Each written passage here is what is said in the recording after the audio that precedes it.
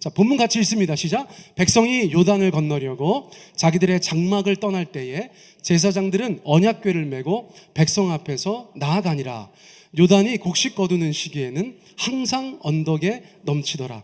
궤를 맨 자들이 요단에 이르며 궤를 맨 제사장들의 발이 물가에 잠기자 곧 위에서부터 흘러내리던 물이 그쳐서 사르단에 가까운 매우 멀리 있는 아담 성읍 변두리에 일어나 한 곳에 쌓이고 아라바의 바다 여메로 향하여 흘러가는 물은 온전히 끊어짐에 백성이 여리고 앞으로 바로 건널세.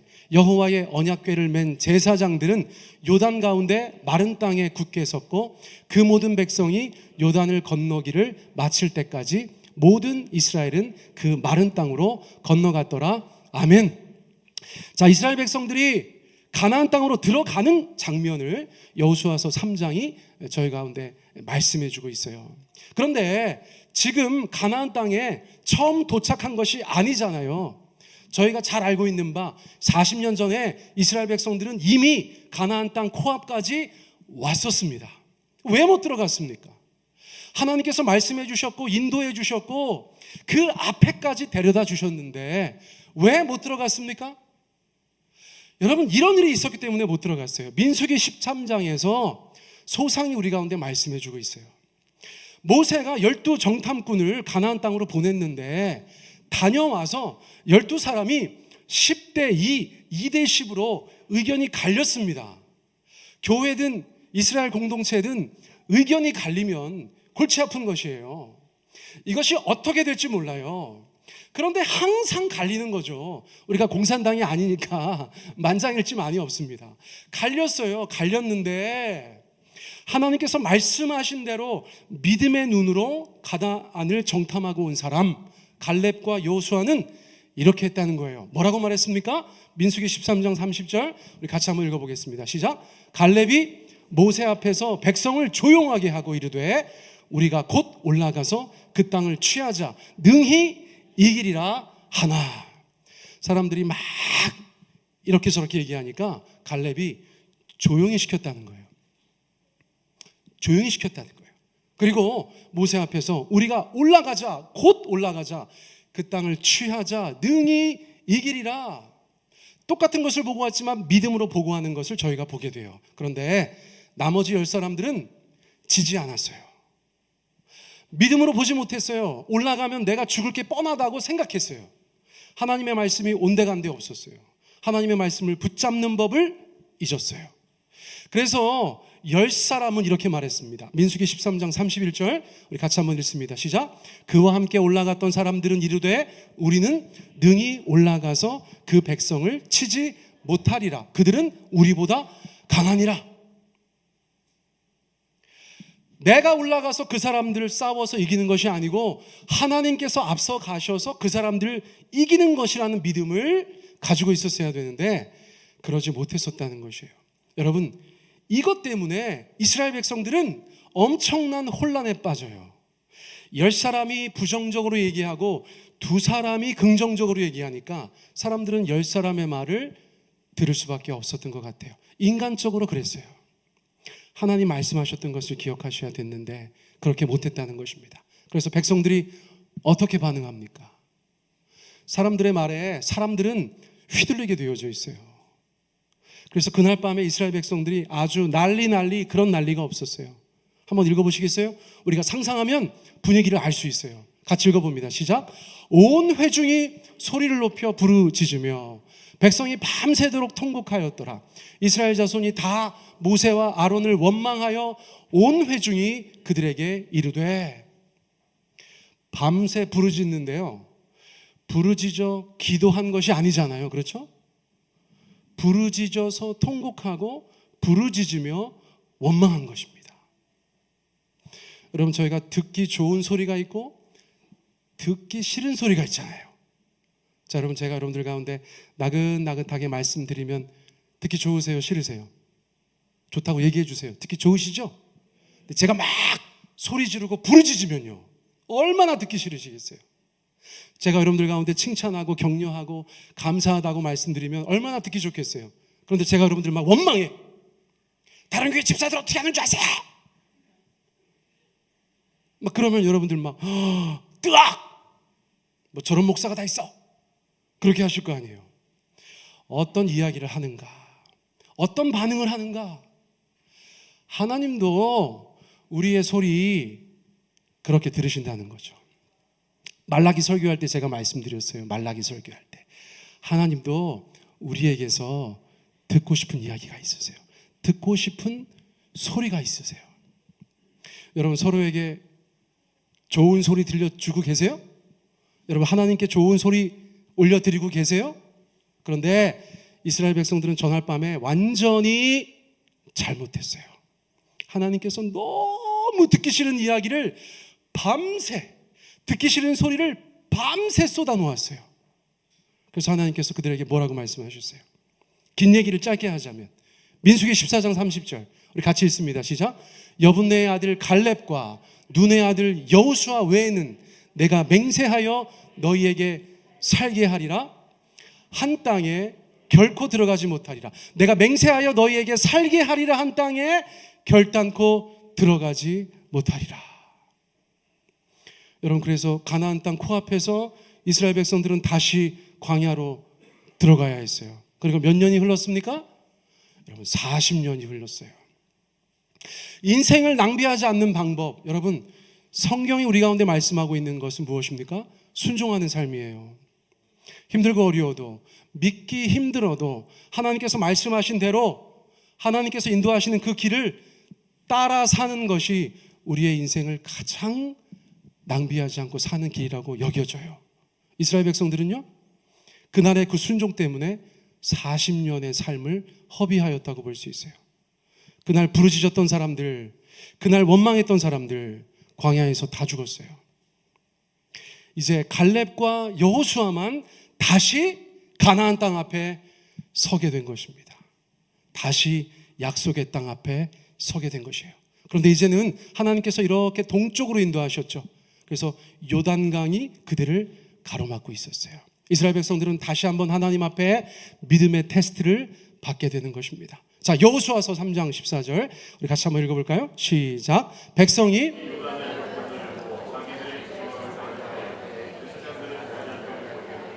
백성 앞에서 나아가니라. 그 많은 사람들이 이제 요단을 건너가려고 해요. 자기들의 텐트를 다 떠나서 제사장들이 언약궤를 메고 저 앞에, 성경에 보면 2000규빗 저 앞에서 앞서가는 것을 보면서 여러분 천천히 따라갑니다. 모든 백성들이 하나님의 임재를 상징하는 그 언약궤를 보고 그 언약궤를 맨 제사장들을 따라서 요단강으로 나가는 것이에요. 길이 없는 곳인데요, 길이 없는 곳으로 점점점 나아가는 것입니다. 여러분 흥미진진한 상황이라고 볼 수 있어요. 요단강을 건너가야 합니다. 여러분 이 사진은 무엇일까요? 이스라엘 땅 요단강에 가면 예수님 침례받은 곳, 침례 요한 침례 주었던 곳, 그렇게 추측되는 곳에서 전 세계에서 사람들이 성지순례 와서 침례받는 모습을 쉽게 볼 수 있어요. 저도 가서 본 적이 있어요. 여러분 그러면 저게 요단강이구나 그렇게 생각하실 때 갑자기 여호수아서 3장 말씀이 굉장히 우습게 다가오시죠. 야 그냥 건너가면 되네, 여기서 저기 저거 건너가면 되네, 여러분 그렇게 생각하실 수 있어요. 그런데 그렇지 않아요. 자, 여호수아서 3장 15절 상반절에서 뭐라고 말씀하고 있습니까? 자, 같이 한번 읽어볼까요? 시작. 요단이 곡식 거두는 시기에는 항상 언덕에 넘치더라. 성지순례 가는 사람들 100에 99명은 실망하면서 질문하던 거예요. 가이드 목사님한테 이 요단강 이게 뭡니까? 그럼 첫 번째 얘기해 주는 건 뭐냐면 이스라엘이 물이 귀한 땅이어서 여러분 치수 사업을 한 것이에요. 무슨 말씀인지 아시겠죠? 그래서 물이 그냥 막 흐르지 않고 통제되는 상황에서 흐르고 있다는 것이에요. 자, 그것을 먼저 알아두셔야 되고, 두 번째, 한 90년 전에 찍은 사진 보여드릴게요. 90년 전에 성경 말씀에 뭐라고 되어 있어요? 요단이 곡식 거두는 시기에 봄철이 되면 항상 언덕을 넘쳤다. 물이 그 뭐라고 불러요? 우리가 홍수죠. 홍수입니다. 자, 한 8, 90년 전에 요단강 범람한 사진 보여드릴게요. 오우, 우리가 알던 침례받던 개울 같은 요단강이 아니고요.